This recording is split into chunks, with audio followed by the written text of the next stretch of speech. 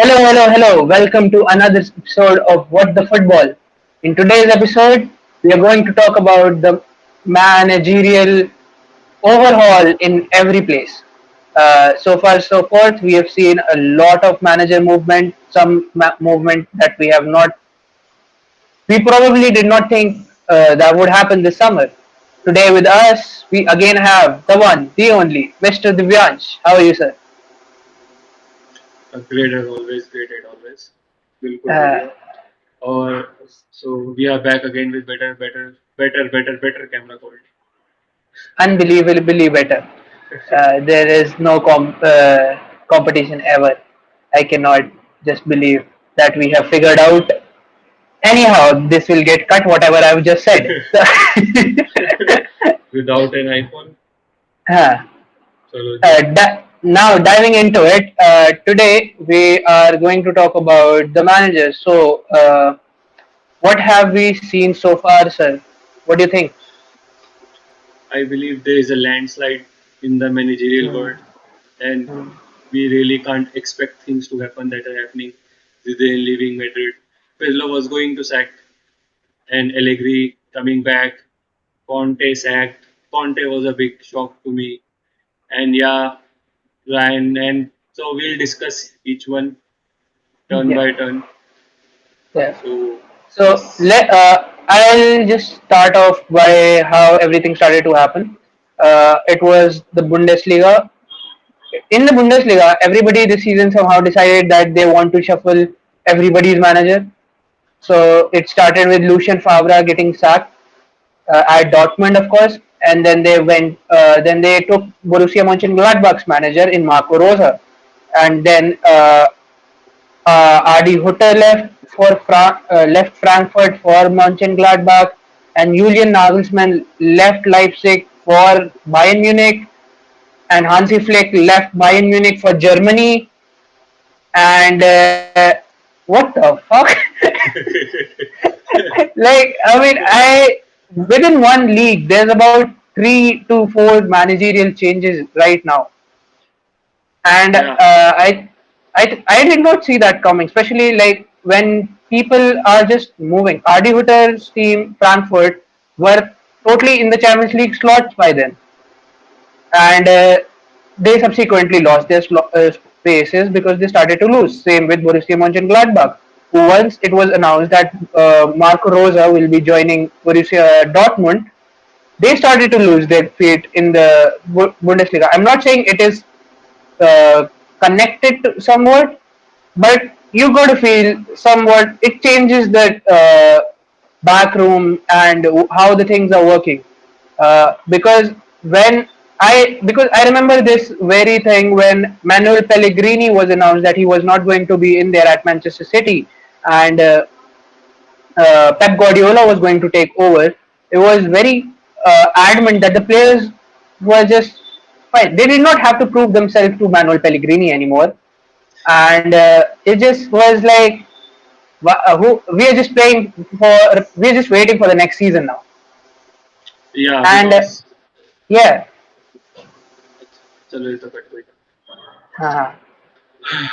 uh, So yeah, I mean like you are just saying the right thing that even the I what I believe is even the managers didn't know where they want to go. Like for so long, we were just speculating that Allegri gonna come to Madrid, Perez in talks with him, blah blah blah blah. They are just waiting for Zidane to resign, blah blah blah blah blah. And now we are saying that he's back at Juventus. mhm. And like just an hour ago, even the ex-Germany manager, Joachim Low, he disagreed. Like he was linked that Perez is after him for Real Madrid, and now he has just said that no, he won't be going back to will not be going back to managerial post in club. So no low for Real Madrid. So yeah, I mean Yeah. like things are just going here and there, and nobody's know that. Even like Conte was sacked even after winning and having like even Inter won the league after 10 years, and you literally sack your manager. I mean, like, what's the thinking process behind that? No, so the thinking process is basically financially with the Inter's thing. They have an 80 million debt, they have to clear that 80 million debt. The Suning Group, if I'm pronouncing that wrongly, I'm very sorry. But the Suning Group has sold their CSL club, and the shares they have in Inter Milan, they had to clear about 80 million in transfer fees and whatnot. And Antonio Conte, as reported by many journalists such as Fabrizio Romano and others, had reported that he disagreed with the future of the club, and he disagreed with the potential and how the club was being dealt with, and he had a falling out with the hierarchy and ended up getting 7 million out of it because he got sacked before his contract got over. So not only did he leave, but left with extra money as well. So yeah, he had a fallout with. He is known for having a big temper, though. That's Antonio Conte's uh, whole aura, yeah, right? So, do you think he can become the next Jose Mourinho? Title for next video. No, but yeah, that could be a title for the next video. But I think Antonio Conte is a very good manager. You see, wherever he's gone, he's won something, and it's not just a little small title. He's won the league. The very first season he came to Chelsea, that back five wing back formation, he brought the best out of Eden Hazard. And I'm not saying he can go to Real Madrid and bring the best out of Eden Hazard. And I'm not even sure that we have the right players to have his system, his five at the back system of wing backs, especially since we sold Sergi Reguilon and Ashraf Hakimi, who is being linked again with for a sale for around $60 million pounds to Inter, from Inter to PSG, if I'm right, and Real have uh, some sort of reservation over it that they'll be told first, and if they were going to match it, then they can match it, and if not, then only Inter can go through with the deal. So I still don't think we are going to pay 60 million for Achraf Hakimi, although he's definitely worth 60 million. He's worth every penny. Probably one of the most attacking fullbacks in the game right now, and he suits Antonio Conte's system very well as well. And I think Antonio Conte will be the next Real Madrid manager. He has the will. I don't see anybody clashing with him as much because let's be honest, we don't have that many egos anymore in the back room. Who is there? Like Sergio Ramos, who is not confident. But either Sergio Ramos or Varane will leave, and similarly, there is Karim Benzema, who I think will like to play under Conte because he can play that Lukaku role very well. So, what are your thoughts on the other manager who's been brought back, Massimiliano Allegri? He did not wait for the Real Madrid call. He got the Juventus call, and of course, he left Juventus 2 years ago. And he was the one who brought Ronaldo in. So now it looks like Ronaldo might stay. So, what do you think about Allegri returning? Yeah, I believe one of the terms of Allegri would be like if they finish in the top four, definitely then only he'll come back. So with concerning Ronaldo, I believe there are definitely some minor disputes between them. There was a news or a rumor surfaced when he said that Ronaldo is the problem and all that. We don't know. We haven't verified it yet. It was just a rumor. But going out after winning, like I'm talking about 2018, the last season of Allegri, going out after winning the league, after winning a cup, like it was not, he was not sacked, obviously. He left at its own will, but it wasn't the greatest of choice of Allegri because, see, they performed well in Champions League. Like I'm saying, Juventus performed well, so that's definitely a statement. But yeah, if you look after that, even in the managerial Sari or like Pirlo, they have just gotten worse in the Champions League.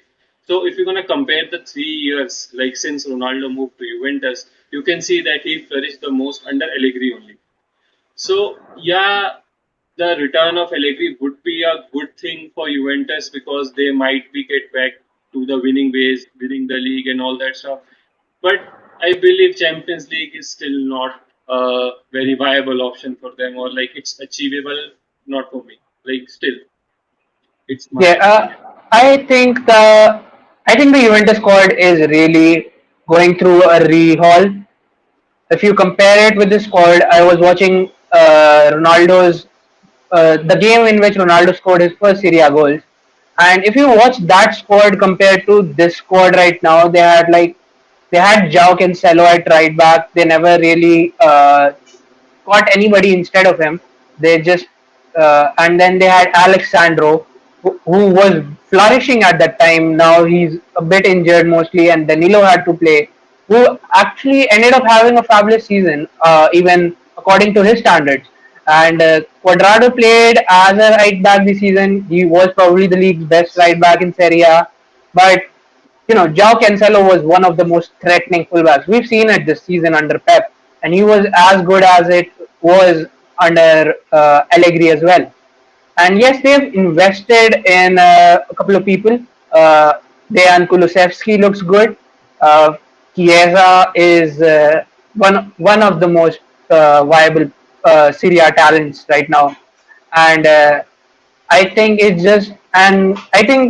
under Allegri only Ronaldo and Dybala flourished together, which might be a big uh, ask for Allegri now.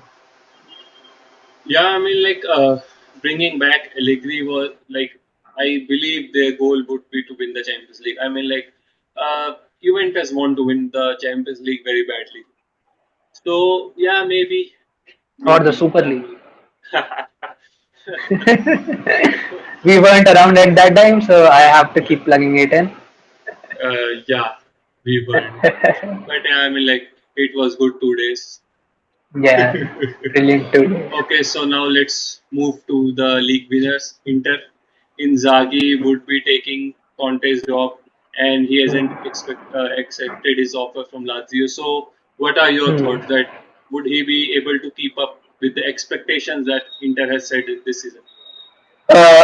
Felipe Inzaghi was, I think, a very apt manager at Lazio. He did very well for his job. His job was to make them reach the top four consecutively for consecutive seasons.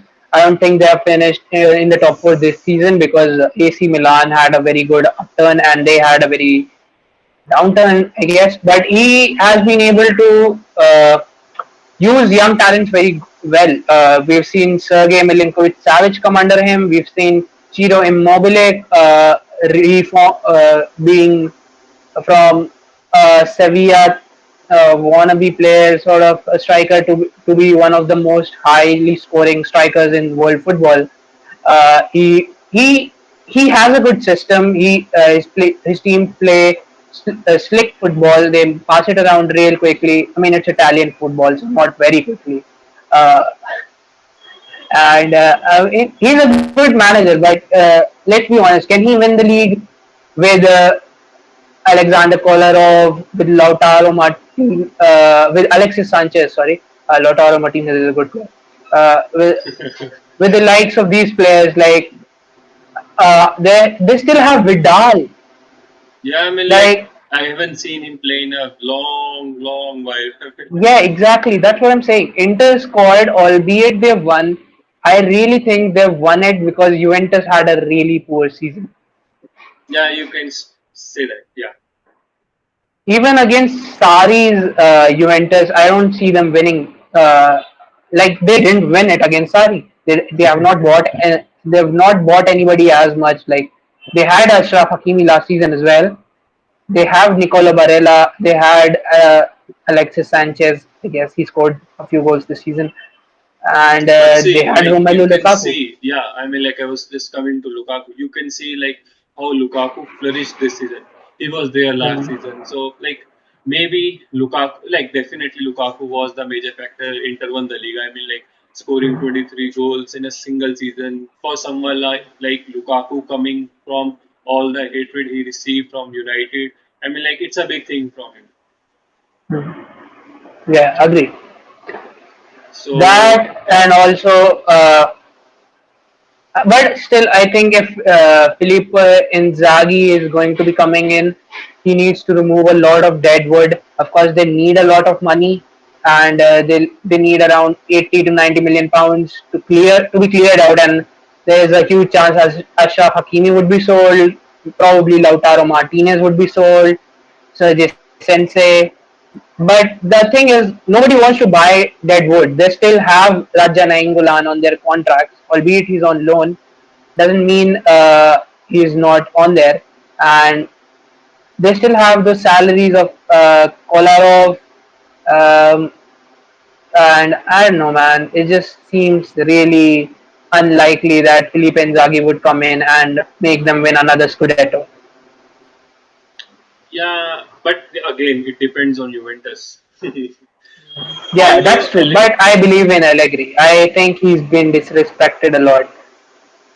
yeah, definitely. I mean, like the things he have done with even with Juventus, it's like quite amazing getting into finals. I mean, like if you are facing Madrid and that to the Zidane's Madrid, you are never the favorite, but still, like Yeah. he did quite a good job even against Madrid and other clubs. Like reaching Champions League final isn't an Yeah, easy thing to do. I just think that it was a wrong decision in the very first place to take hiring Andre Pirlo. They should have let him hire the work for the under 21s, the people who he was hired for, and let him flourish. Let him find out the system. At the start of the season, when they just kept drawing, it was like Juventus was. It was like they were trying to realize what kind of football they actually want to play. Is it going to be a wing by wing system, a more midfield based system? Of course, the midfielders flourish. Like if you look at Bentancur and the likes of Rabiot, they played more well because they had the knowledge of Andre Pirlo. But just acknowledging one aspect of the game of the team instead of just the whole team. It takes a little time to flourish as a manager, right? And Yeah, definitely. Like he, he was rushed too much. I mean, like yeah, he has never managed a 20, under 21 team. Let him give hmm, some time, but like they just rushed, and maybe Pirlo also for the love of the club he would have accept gone on to accept the offer and then had an horrible season. Like it was not horrible in many aspects. I mean, like look at the strikers, like considerably Ronaldo. I mean, like he scored 29 goals, his best goal scoring season in the last 3 years as a Juventus player. Although they have missed a lot of chances, even like if you can like we literally watch the matches and all know that they missed quite a lot of chances. If they would have converted them, maybe season would have been a little better. I'm not saying they would have gone to won the league, no, definitely not. But yeah, they would have a better season. I believe that. hmm. So Okay. anyhow, moving on, I have a very important question for you. Do you think that Mauricio Pochettino returns to Spurs? Okay. Yeah, I mean like with Harry Kane leaving, I don't think Hmm. that he's gonna come back because see, it's a good question because PSG hasn't done like they went to a final and all that stuff, but under Pochettino they literally lost a league and they haven't been doing quite well in the Champions League. So yeah, I mean like there are all the reasons in the world for PSG to sack him. But going back to Spurs, I don't think it will be a good option for him because I mean, like even as a manager, you have to win something. If at Spurs, this he is not able to win anything till now. Even like look at someone like Harry Kane, 11 years he has been at a single club, doing everything he can, and he has literally produced some great seasons. And like just look at the recent one, most goals, Yeah. most assists, and his team finished seventh. So yeah, I mean like there is definitely something wrong with Spurs. They should have they should have let Mourinho for at least one final, maybe. Like I believe at managerial position, if someone has got a chance against Pep, it has to be Mourinho. Yeah, there are managers like Klopp or Zidane. I mean, like there are many managers, but for Tottenham and with the team, like look at records or not record. Basically, look at the stats that Tottenham has under Mourinho. They won, like they haven't won a lot, but when they won, they have scored a lot of goals. Kane has a tremendous season. So yeah, Tottenham, but again, would Tottenham be able to afford him? Because see, not finishing in the top four, even not in Europa League, and with COVID, they are literally in financial hell. So would Tottenham be able to cover up all its debts and the finances, and then they have to sell Kane? So yeah, that's gonna also affect their clubs, thing, and again all financial debts, and then changing a new manager. So yeah, I mean like it's quite a lot to take in for Tottenham's management. Yeah, I think speaking about Tottenham, it's a good segue for us to look at Premier League managers now. Yeah, Uh, definitely. I think they will be. Firstly, I think Spurs will be able to get over it because if they sell Harry Kane, I don't think Daniel Levy is selling him for anything under 120 million. He does not care whether it's a COVID or whether it's a pandemic or somebody's house got stolen. He does not care. He Like needs I that mean like 120 million. asking 120 million for someone who has literally had his best season of his life, most goals, most assists. I mean, like, is he asking for too much? I don't think so. 120 million for But someone like Harry Kane. Yeah, I mean, he's 31 isn't or he 32, like I guess. 31? Yeah, Yeah, same. yeah. That was what I was saying. He's like, it's almost past his prime. Also, where do you predict he's going to go? Man City, Man United, they've been linked the most. I don't, I don't want and I don't see him going to Chelsea. Stop buying strikers. Stop, for the love of God. No, I mean, for me, I believe City is a good option for him personally. Like, he want to win something now. Pep is not moving anywhere. With Aguero gone, they definitely need a perfect someone like a striker. So, Hmm. yeah, Kane is a good option for them. They need a number 10. But I mean, for individually for Kane, this move is very important. I mean, like, he has to win something. He has to win something. Yeah, that's Yeah, true.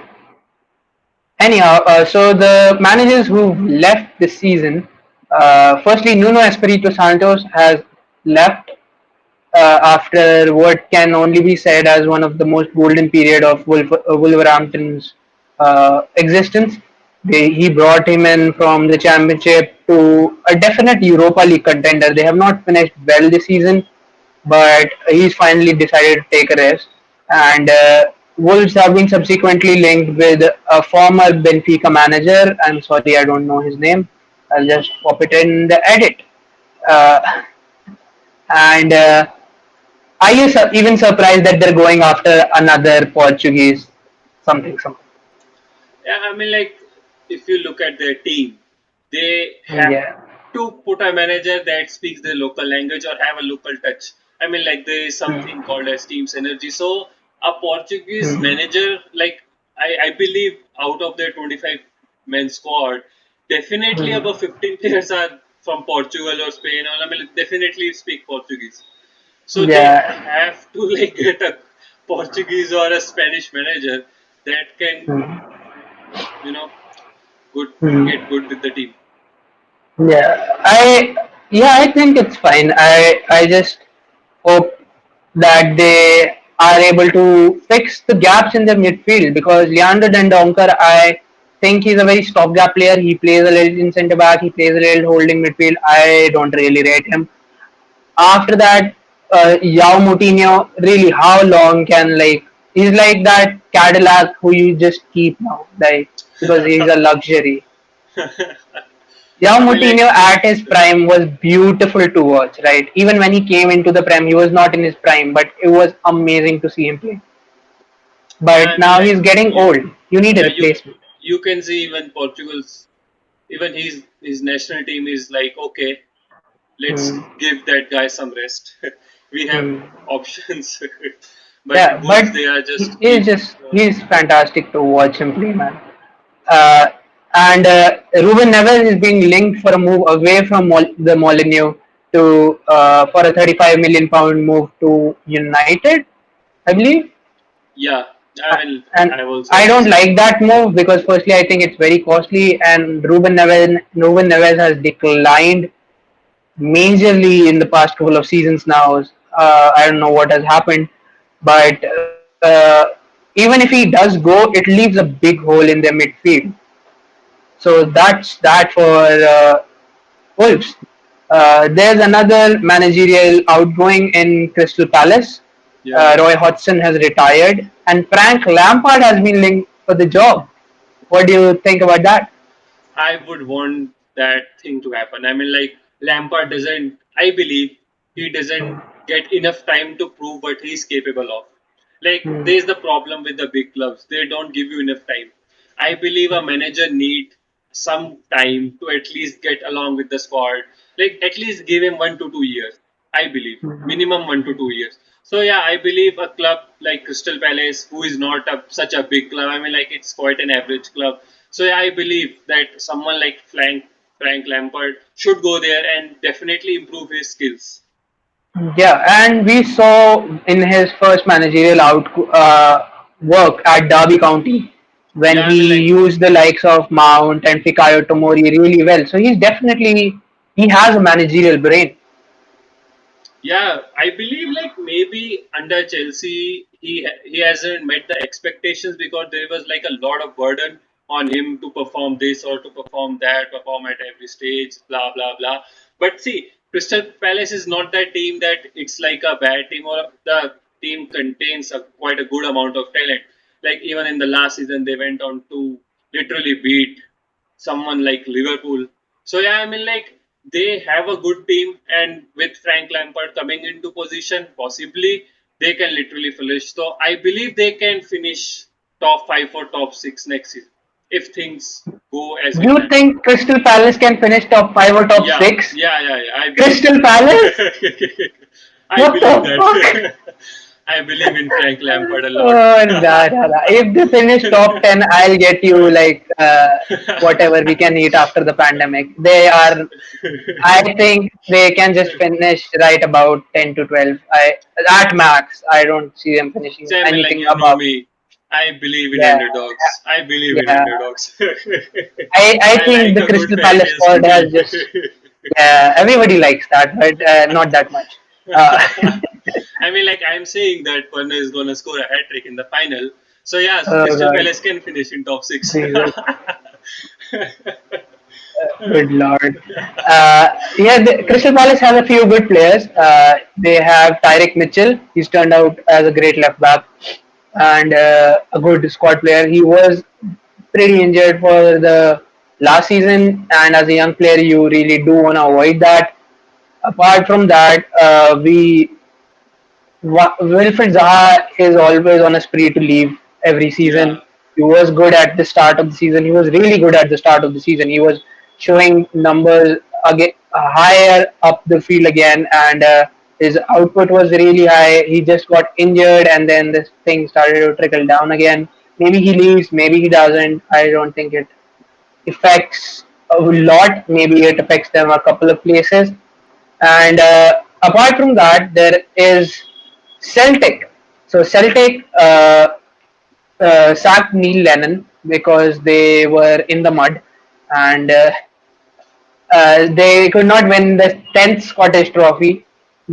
Recent reports have suggested that they were linked to Eddie Howe, and although it really seemed concrete that Eddie Howe would be their manager for coming into the next season, and many people I know were really happy with it because Eddie Howe seemed like a capable manager to get Celtic back on winning terms for this Scottish Trophy, especially with Gerrard at Rangers, but it is not going to happen. So, who do you think can be a good manager for Celtic because they get to play for the Champions League qualifiers and Europa League qualifiers? Sorry, yeah. I mean, like that's a quite an interesting question. I believe someone like maybe Nuno can go there, I believe. Like, although he has said that he want to take rest, bulls and all, but what do you he's think? being linked to the Spurs job. Yeah. Yeah, I think Nuno takes the Spurs job. He's not going to take any rest, but I don't think Spurs should offer him the job. I don't really see Spurs being able to play Nuno's kind of football. And I don't want Nuno Espirito Santo. I just you have a feel good feeling around people, and I just have that around Nuno Espirito Santos's beard, and I just don't want him to be ruined at Spurs. I think Spurs can just hire somebody who will ultimately be able to guide them towards Europa League. Maybe go ask Jardim or there are managers who are available like Jardim, and you just have to research a little more about it to find out. Just don't go for a stupid. They'll just or maybe just give Ryan Mason a little more time. Who knows what he does? Uh, he's not been at fault for anything. He's not done anything wrong so far so forth. And yeah, that's about it. Okay, so let's end it. What's next for Zidane? What do you think? Yeah, I am going to throw a big hop here like you, uh, and I think because Didier Deschamps is such a stupid little person. Mine, it's not stupid. He's won a World Cup, but I just don't like him. Uh, I hope Zinedine Zidane becomes the French manager and headbutts somebody. Yeah, I mean, like Benzema moving into the squad. Who knows? It's Yeah, Zidane's move exactly. only. Yeah, exactly. And I was just pissed that Didier Deschamps decided not to pick Aymeric Laporte. Like, why? What has that man done to you? And even the French squad. We are, by the way, this is a plug-in to Euro 2020 episodes coming real soon. We'll be talking about every team, who wins, our picks, and the players to watch out for. So please keep a look on that. So should we end it on that note? Yeah, definitely. Okay. Yeah, all right, people. Make sure you watch the whole video because we need watch time, and I know you know us. So, so Just watch it. just watch it. Hit the like button, subscribe. If you're my cousin, stop commenting, and Yeah, last video was 70 plus views. We want 100 on this one. we want Just 100 views, which would be amazing. And make sure you comment, pushes the algorithm a little bit, and we'll see you in the next one. okay. Bye.